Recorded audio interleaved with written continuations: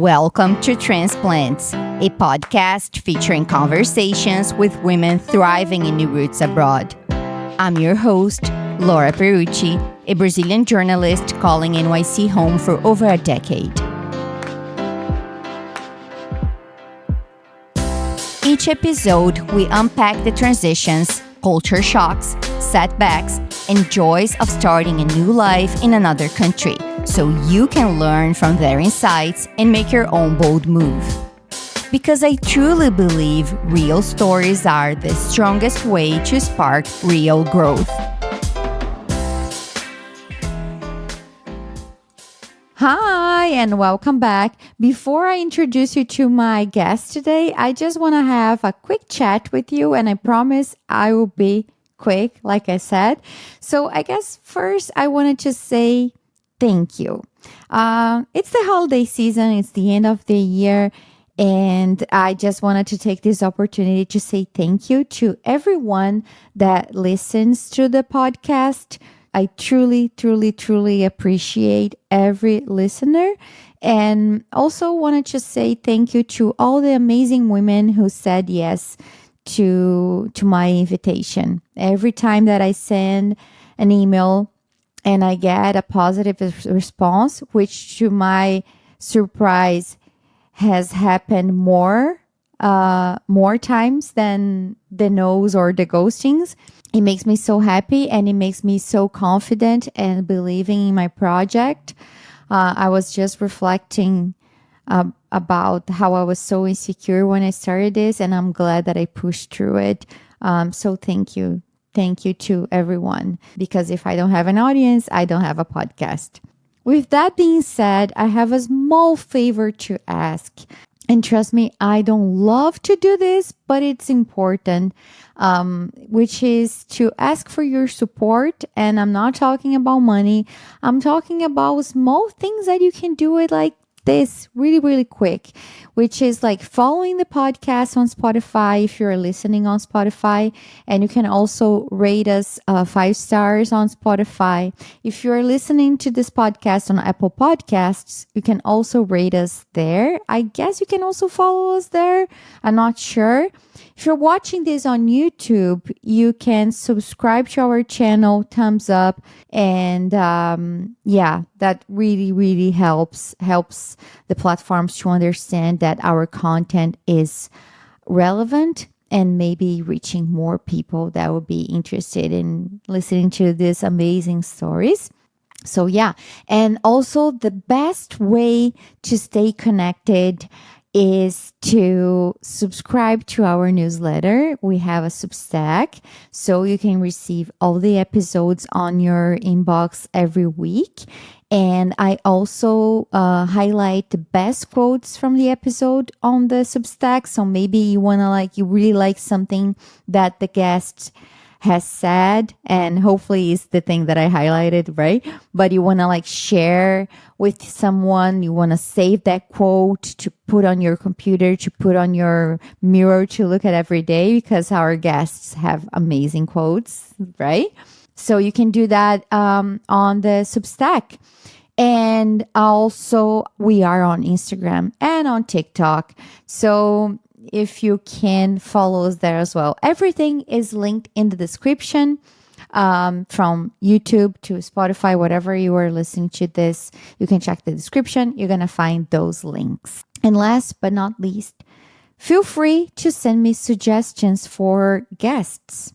I'm always on the hunt for new guests, and it really helps me a lot when people suggest me names of women living abroad. I cannot guarantee they're going to say yes, because I have no control over that, but I will try my best to reach out and invite them to be on the show and share amazing stories. And if you are a woman living abroad and you have an amazing story to share, well, feel free to reach out to me sharing your story, and I will be happy to have you on the show to tell your story.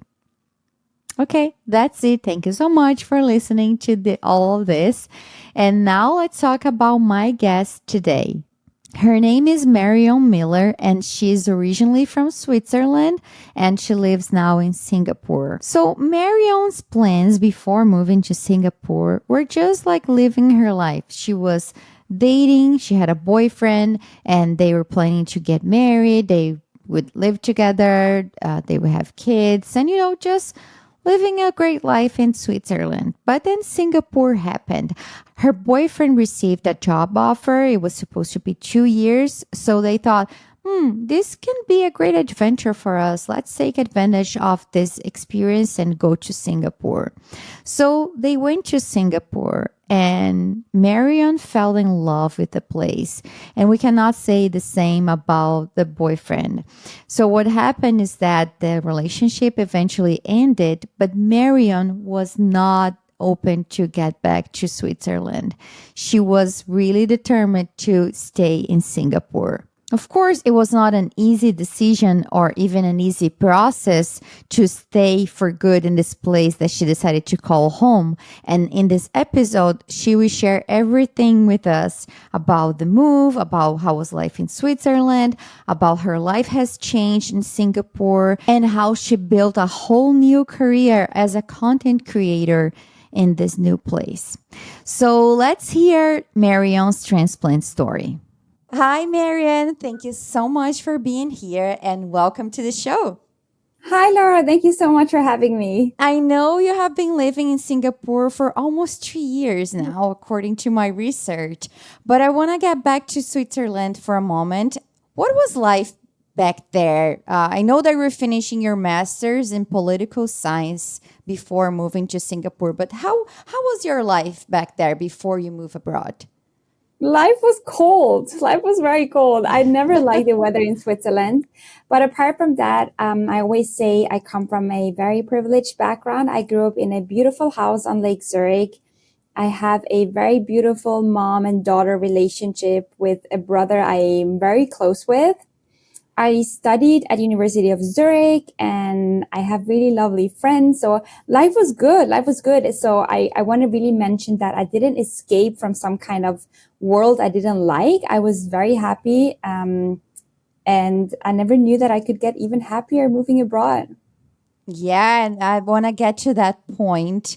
But what were your dreams and plans before you moved to Asia? Because I know that Asia was kind of like on your radar, but it was something that you were like seriously planning to pursue, like living abroad at some point, or more like a distant dream, like, oh, it would be cool if one day, you know what I mean? Yeah. So to be honest, my life plan was pretty settled. I was supposed to go to Singapore with my ex-boyfriend for 2 years, have an amazing adventure, but then come back to Switzerland, move into a house that we were already basically having. We were planning to get married, have children. To be honest, I was planning to be a wifey. I never intended to do a very big career, and that's never something I wanted to pursue. So I saw myself living on Lake Zurich, maybe have a dog, probably be pregnant by now. So living in Asia has been on my radar, but more as mentioned as an adventure, as a 1 or 2 year experience, but then settle down in Switzerland. Oh, okay. Not something like for long term.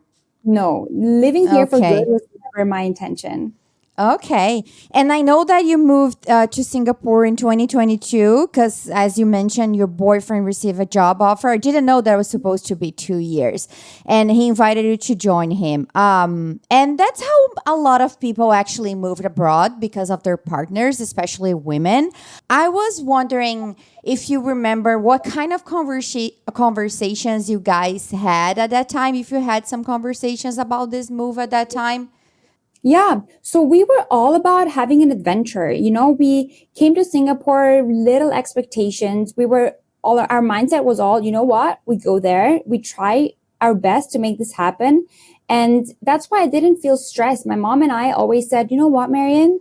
If after 3 months you're so incredibly unhappy, you just come back. You just come back. I had only subletted my apartment in Zurich. I had just graduated from University of Zurich with a master's in political science. I had good job offers back then in Zurich, so I was really confident in I could find a job again really easily. So there was really not a lot of risk involved, actually.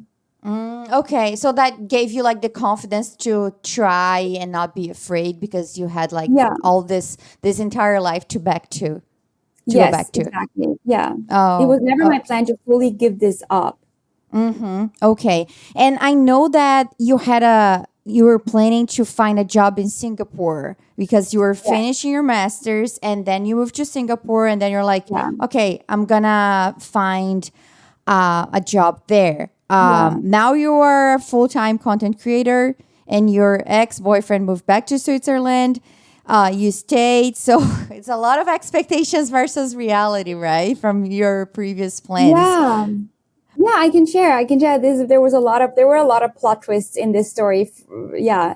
So after I moved, I was really confident. I applied for 65 jobs. I didn't even get replies, no interviews. I was so frustrated. And I think, because I had so high expectations of myself and finding a job here, I was really frustrated. And because I had a lot of time, I would start my Instagram account, Swizzy in SG, but mainly to show my mom and my friends that I was getting obsessed with chicken rice, the local food here. I was so impressed by the city. So it was more of a personal journey and it was never meant to become a business. And after I've been posting really consistently for a while and I saw a lot of traction and I saw my followers increasing quite a lot over a short amount of time, I started talking to other creators. And then I realized, wow, okay, there's a whole industry in this content creation journey. So I joined a so-called mentorship program where I actually spent a lot of money on. I spent $9,000 over the time span of Wow. 9 months. That was a lot of money for me at the time, and money that I did not plan or intend to spend. I was intending to earn instead of spending.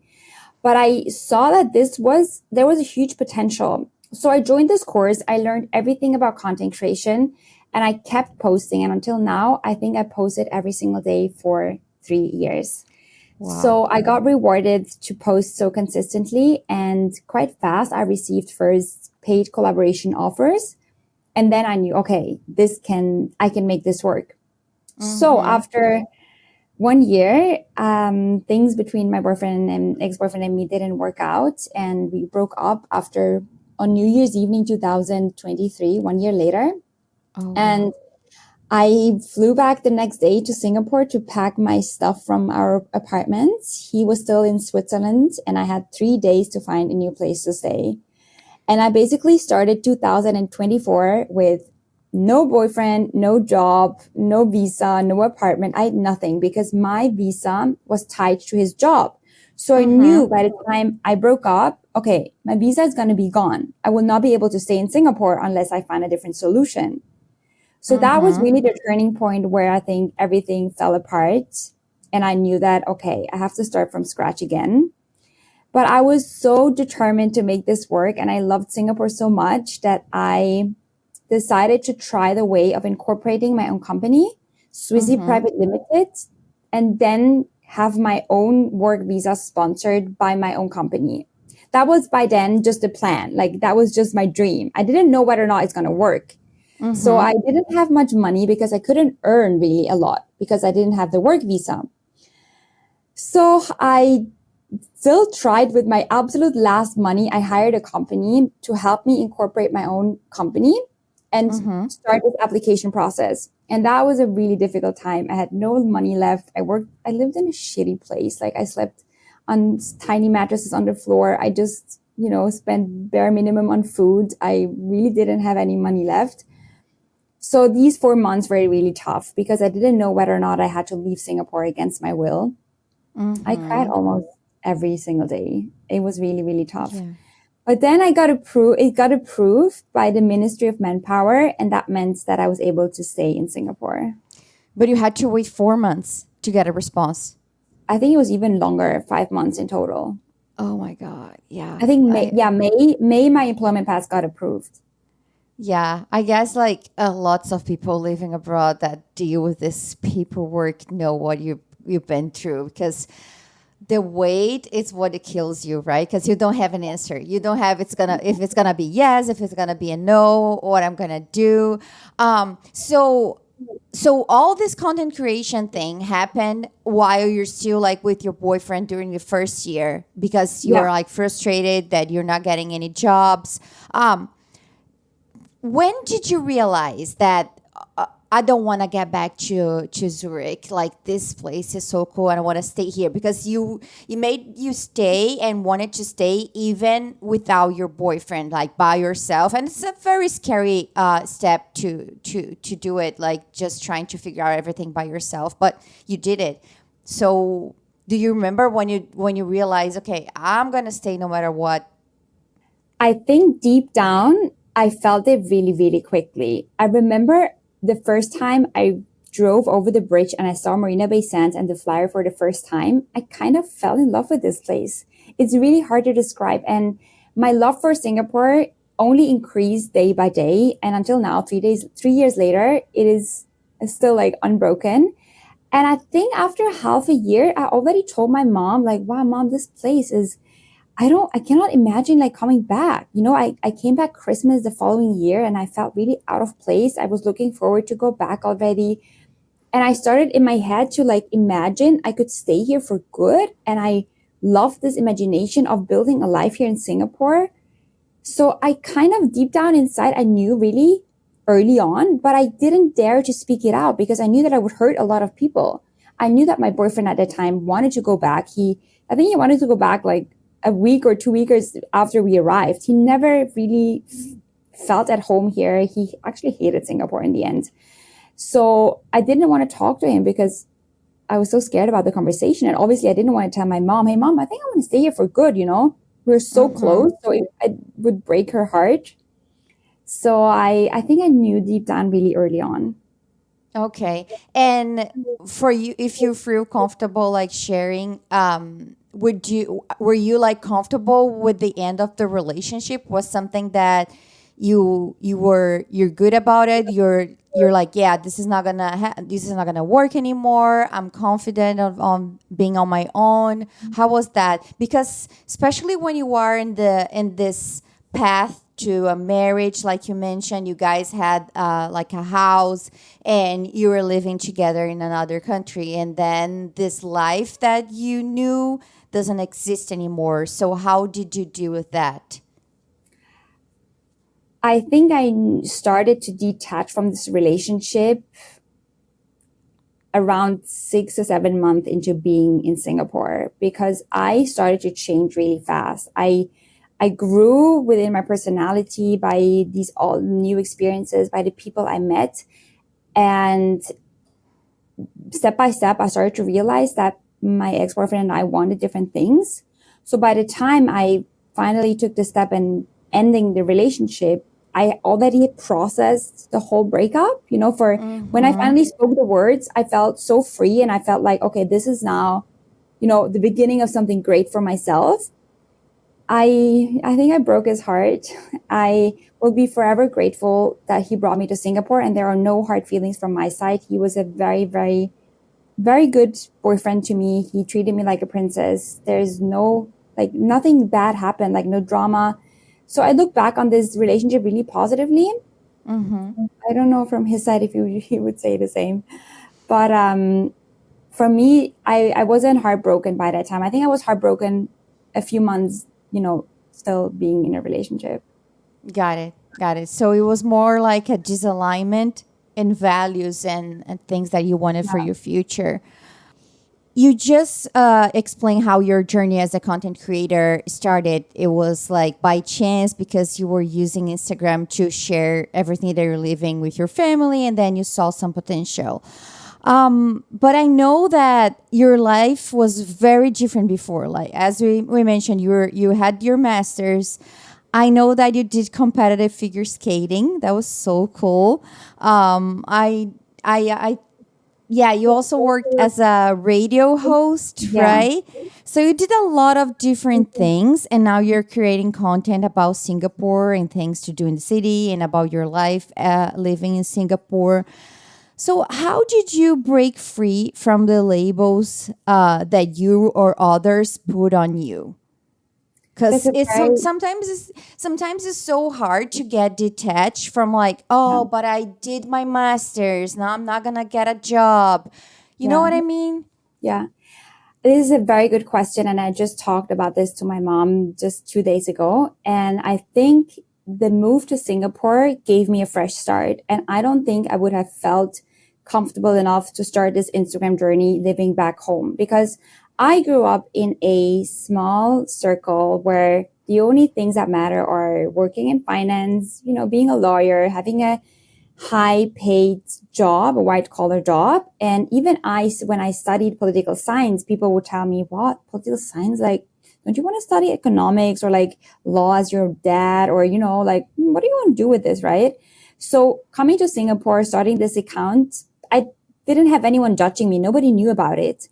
And being so far away from people that could talk about me, and I'm pretty sure a lot of people talked about me in my hometown, but I felt like, I'm so far away. I don't care. I'm going to do my thing. But I only gained this confidence, I think, because I was so far away. And I felt like in here, I can do whatever I want. But Mm-hmm. I admit, I don't think I would have been strong enough to start this journey and be about like have this. I don't care what people think about me mindset when I stayed in Zurich. I think this only grew on me while I was here. I started to watch a lot of mindset podcasts, a lot of encouraging, Chris Williamson, Alex Hermosi, Stephen Bartlett. These became my biggest inspirations and gave me so much, inspiration for myself. Mm-hmm. Mm-hmm. And I mean, you were doing like such a bold thing, deciding to stay in Singapore by yourself. So if you're doing that already, it was not that hard to trust yourself with the content creation, right? So I can totally see what you're saying. I truly believe that you only regret the things in life you didn't do. And I've always been like that. So I kind of knew that I at least had to try. I would not forgive myself if I just moved back and chose the easy way. And I think, you mentioned my figure skating career. And I think this is one of the reasons why I grew this mindset. I had to build a lot of resilience in this sport. I had to deal with a lot of setbacks, a lot of no's, a lot of disappointments, and it just taught me to never give up if you truly want something. And Singapore was something I truly wanted to. And until the last door did not close in front of me, I knew that I was going to try to make this work. And I think a lot of that comes from being a competitive figure skater. That was brutal. Everything you see in movies, other people or other girls filling water into my skates so that I cannot compete, cutting shoelace laces that you can't compete. It's all reality. Wow. So that was the best life school that I could have gotten. And I think it's also proof that we love to use this expression of starting from scratch, but we never actually start from scratch, but because we bring our experience with us and we Yeah. use our skills and our knowledge in the other way. Like you're not using your skills per se, like Yeah. for skating, but everything that you learn in your journey helped you to be resilient to pursue this content creation career. I actually had a question for you because you mentioned that how things are back in Zurich, that people just like want to work in these fields, and that your friends were working in banking, law, consulting, and I see that a lot in Brazil or even here in New York City. And you mentioned something that was actually my question, because that moving abroad and becoming an immigrant in a new place help us to detach from those expectations and step into a more meaningful life, right? I actually had a question for you about that, but you just answered me in saying that that actually helped you and brought you more freedom. And I also read that you mentioned in the beginning that you've been the happiest you've ever been in a long time. Why Yeah. is that? Why do what contributes for you to be feeling like that? When I would have to write down a list of things that I define as a happy life and a high quality of life, I can find everything, almost everything in Singapore. And that is good and warm weather, accessible, cheap and good food, convenience, safety, and cleanliness. And I can find anything in Singapore. And what makes me truly happy is being able to step outside at 10 p.m. at night. I can walk to a fair price finest 24 hours, get my favorite ice cream, not needing a jacket, not worrying about anything. That is what I define as very high quality of life. And this is something I can't find in Switzerland. And I think for me, really, on a daily day basis, the small things are so important that contribute to me being happy. Again, it's a cheap and affordable public transport that never breaks down, that is so clean.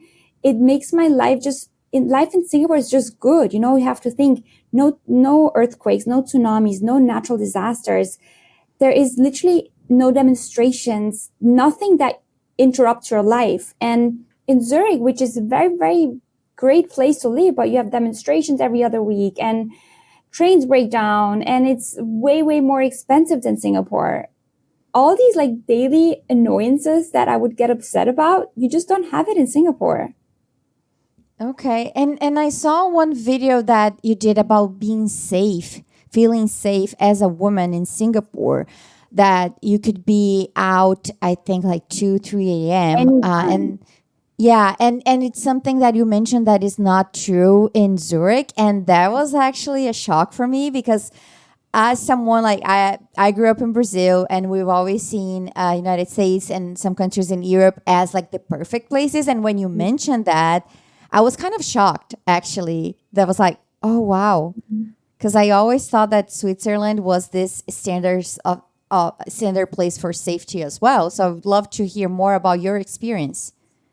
I mean, Switzerland is safe, but really you cannot compare safety in Singapore and Switzerland. To give you some examples, I was clubbing when I was 16, and I really need to empathize this. I've never been a scared woman. Like, I was the one taking the train at 2 a.m., despite my mom thinking she should say, like, take a taxi. But I would still, from the club, I would walk to the train station and get the train. But during that walk, at least 5 to 6 men would catcall me or like, hi, sweetie, like something, like make a comment. This would not happen in Singapore. It didn't really scare me, but it is still uncomfortable. And a lot of women would not do this. And I mean, if you go to the party places, there are riots, there are, people beating each other up. There is also like some really bad crime happening on a daily basis in Switzerland, which is just not happening in Singapore. My friend got robbed on like what's considered Orchard Road, like a very popular, famous shopping street, Saturday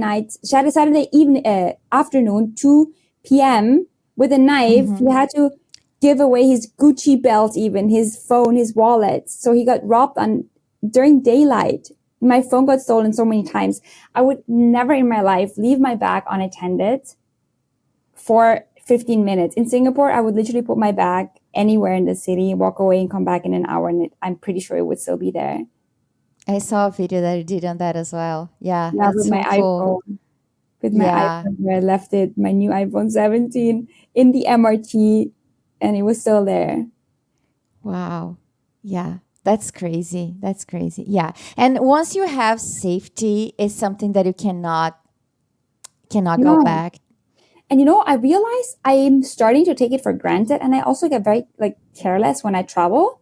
I was just in Thailand, in Bangkok, and I was just like leaving my I didn't care about my bag being a bit open, and people would tell me like, girl, you can't do that. Like your wallet is going to be gone in 5 minutes. And I didn't realize that I was so confident in just my daily habits. Yeah. Yeah. That's priceless actually. It's like, it's a kind of freedom if you think about it. If you compare to other places in the world that people cannot do that, it's so good. Since you were talking about this aspect of safety and what things that you can never do in Switzerland compared to Singapore, and you share so much about Singapore online, what are the biggest misconceptions that people have about living there, in your opinion? That Singapore is very expensive. yes, if you compare Singapore to other Southeast Asian countries like Philippines, Malaysia, Bali, yes, it is definitely more expensive. But if you compare Singapore, where I feel like you have to compare apple to apple, like modern cities with high quality of life, if you compare it to New York City, if you compare it to Zurich, if you compare it to Tokyo, Japan, Hong Kong, it really isn't that expensive because you get cheap options for everything. Let's take public transport or yeah, public transport. It's so cheap and so affordable. So the daily inhabitant in Singapore who takes public transport can get almost free transportation. In Switzerland, you pay 10 times the price for public transportation. Food, if you go to an omakase Michelin star, of course, you're going to pay $200, $300 per meal. But local dishes at hawker centers cost $3 to $6 a meal, and it's absolutely delicious. And in Switzerland, you do not have any cheap options. Your cheapest meal outside is probably $30 to $40. So it's just buying groceries is the alternative, and groceries have become super, super expensive.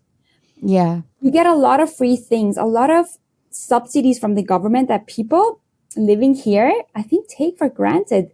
The government gives you subsidies to be able to buy a house by the age of like under 30. I know a lot of people that are able to buy a house with 26 years old, and they're not millionaires or come from wealthy families. This would never be possible in other places. Interesting. And Good. yeah, so I think you can really have a good and comfortable life here for an affordable price. And you said that one thing that drained you in Zurich was how rarely people stepped out of their comfort zone. Like life felt repetitive and inspiration was missing. And I know that you feel more inspired for sure living in Singapore. So, what are the things that energize you and what keeps you moving forward? What energizes me is talking to like-minded people, people who follow their dreams, people who start their own businesses, people to try and make it work, people who work hard. And in my industry, I meet a lot of other creative people who have their own businesses, who try to make it work, and just talking to them is really inspiring. Everyone has such a unique story. Whereas I felt coming from Zurich, where everyone is a lawyer and is working in a bank or having these really boring office jobs, in my opinion, I don't really feel inspired. And I wish that people who have the financial opportunities and the financial safety net to start something they really like doing, I feel it's such a shame and waste of potential to just work in your comfortable job.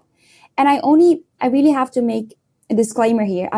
When I say you guys have to step out of your comfort zone and follow your dreams, I know that this is not possible for everyone. People who have to feed families and have to contribute to, a family that you just need to earn money, they can't just say, okay, I'm going to just be like an artist or whatever. But I'm talking about these people who would have all the options that I have, and they complain about their boring job, but they don't change anything. So I feel like either you change something or then just don't complain. But you have so many resources. You have so many options. Like life is there. Just do something with it. And then I just feel very frustrated and uninspired. And so, do you think this is connected to the fact that, for example, back in Zurich, the only people that you knew was probably people that are from there? But and I say this because that's my experience here. Like when you are living in another country, chances are that you are in contact with other people that are on the same boat as you. So, do you think that contribute to this feeling of feeling inspired and seeing people getting out of their comfort zone? Because yeah, someone that leaves their country behind to live in another country, that's such a bold thing to do, right? Yeah, 100%. I mean, I do love my friends. I appreciate the friends I've had for 15 to 20 years with all my heart. They're irreplaceable. But coming to Singapore and choosing my new friends, I could really realize, or I could really see which people have the same mindset, the same interests, how do they like their free time. And that gave me a fresh start in connecting with the people that actually have the same mindset that I have. Because it's just natural that when you've been friends for 20 years with the same people, like you knew in high school or even like high school or even earlier on, people, take different paths. And now I could really connect with like-minded people from the start. So that is a huge like advantage, obviously. Mm-hmm. And that's why I obviously then connected with the people I felt immediately inspired by. And how is your life as this foreign women living in Singapore? How is life for people that are not from there in Singapore? How do you see? I think Singapore is a great place to start as an expat. It is so multicultural and people do not judge you from coming from a different place. I mean, if you look up the number foreigners living in Singapore, this is extremely high. And there's a huge expat community. And I think if you want to connect with others who share the same story, it's very easy. Another thing that makes it very easy to settle in Singapore is there's no language barrier. Everyone speaks English. I've been here for 3 years, even though I'm trying learning Mandarin, which is absolutely a nightmare. I'm giving up. It's so hard. But I don't need it. I do not need Mandarin. In 3 years, I haven't had one single time where I felt frustrated about language. So everyone, you can connect with and talk to anyone. That makes it very easy and that you feel at home quite fast. And I made this experience that people are very outgoing. They're happy to get to know foreigners that are making the step of wanting to integrate themselves. If you come here and you hate on Singapore, wow, then don't do that. Like, I think then you have a hard time. But if you show curiosity, if you show willingness to adapt to cultural habits here, I think Singaporeans are really friendly and welcoming. And I've had only the best experiences. That's very encouraging. And what would you say there are, besides all the things that we already mentioned, what are the biggest cultural differences compared to the European lifestyle that you grew up? Because if you look on the other side of the internet, you're gonna find a lot of people praising Europe for the lifestyle and everything. But you are an European that step out of that place. So, what are the big difference in your opinion? I get this question all the time, and I always have to say I'm actually shocked by how little cultural shocks I had. And I can only think of the small things. For example, dating life and guys living with their parents until 35 or until they get married. Girl, I couldn't cope with this in the beginning. If a guy in Zurich is still living with their mom until 30, I wouldn't even go on a date with him. And here it's just very normal. And I'm struggling. Okay, I'm struggling with this. But okay, this is a cultural difference. I'm trying to still accept it. It's the way it is. Other small things is, taking off your shoes everywhere you go. Like at the manicure, pedicure, dentist, you have to take off your shoes everywhere. And in Zurich, my house, when you come over for tea and you have like a nice outfit with shoes, I'm like, you can keep your shoes on. It's part of the outfit. And here you just take off your shoes, or you don't open your... that was really like in the very beginning, I was so confused. I gave my friend a present for her birthday, and then she would just take the present and put it in her bag. And I was like, why are you not opening the present? But she was like, yeah, I'm just going to open it. And I felt so sad. I'm like, oh, she was really not happy of like getting a present, because in Switzerland, it's also like kind of rude not opening the present because it shows like you're not happy about it. But in Asia, people don't open presents in front of others. They just open it at home. So it's these small things. But I mean, this is not really an issue, It's just knowing what's happening and what's the cultural It's just different. And then Yeah. it's different, but it's not something that I'd actively struggle with. And it's funny that you mentioned the dating life. I think here in the US, it's people don't like when guys are still living with their parents. That's not normal. But back in Brazil, that can be true. People can stay with their parents until they get married. And that's so fascinating to look at these differences. But how is dating in Singapore? Is it better than? I mean, I know that you were dating back in Switzerland.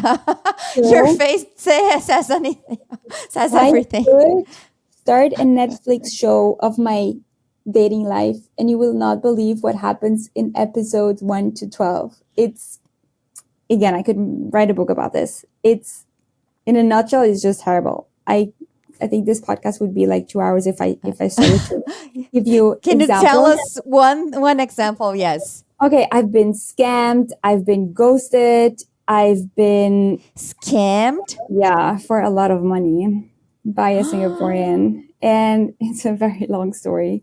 But yeah, things got Okay. really bad. And I realized the average Singaporean guy is just a little bit too boring for me. And I think I'm also too much energy for the most Singaporean. They want their HDB, they want their, very traditional life and buying a house, and like And you it's don't very want that structured. anymore. And Yeah.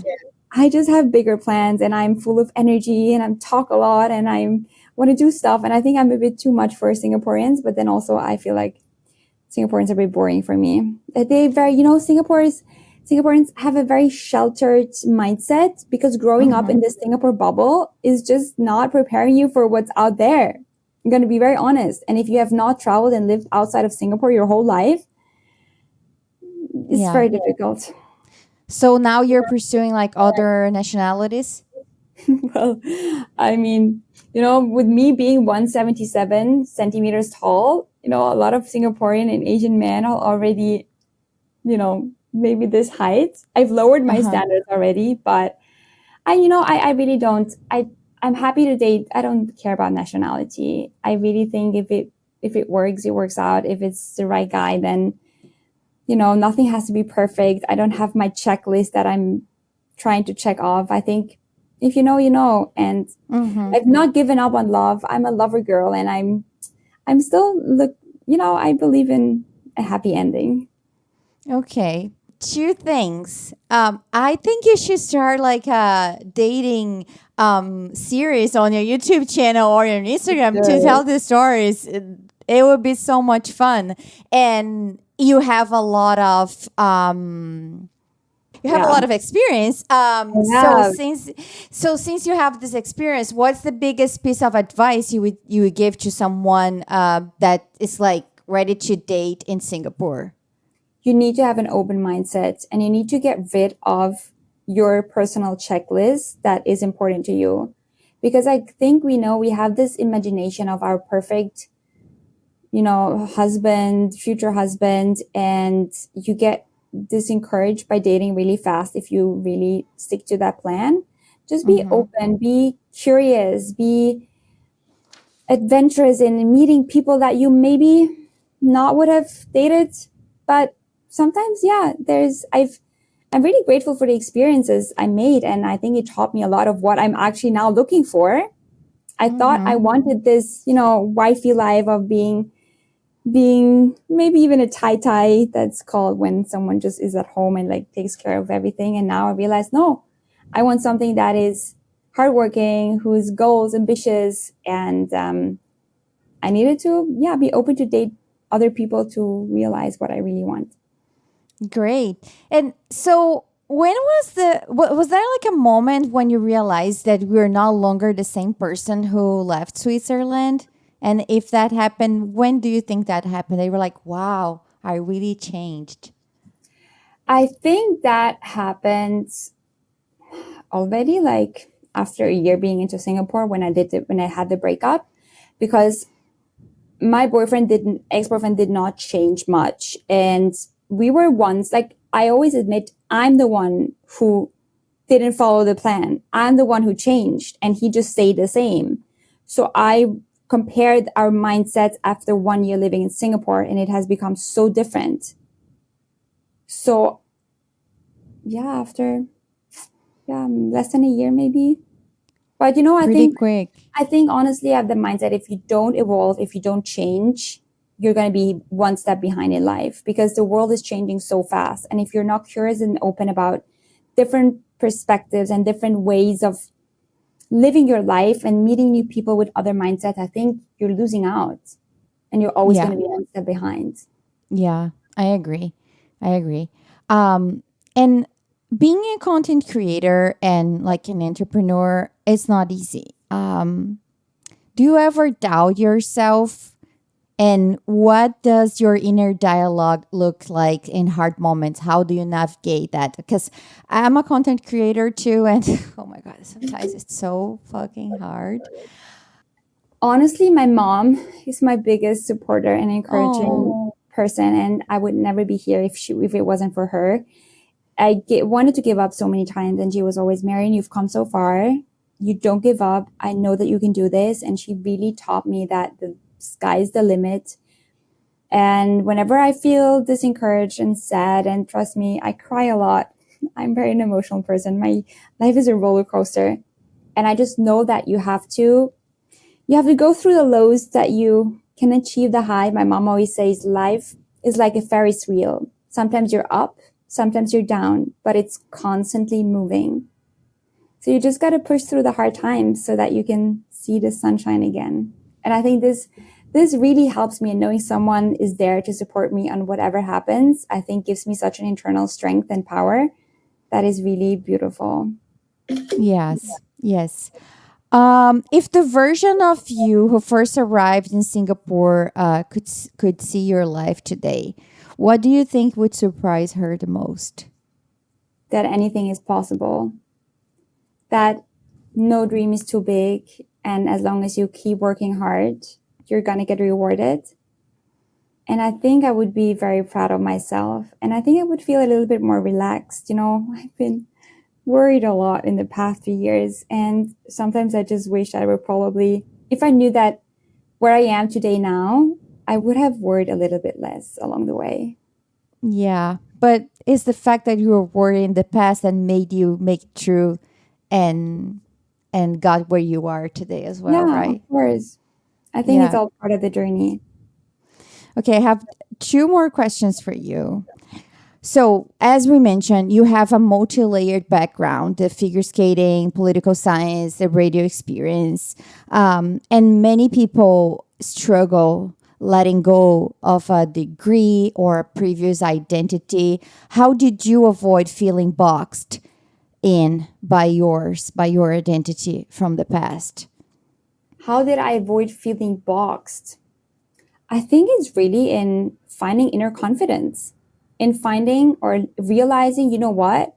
If you want to please everyone, you're not going to please anyone at all. And at the end of the day, you are the one to please. And everyone who's everyone who's supporting you is your true friend, and everyone who's not is not doesn't deserve to be part of your life. And there will always be haters and always be people who do not like what you do. So you know what? You can do whatever you want. Anyway,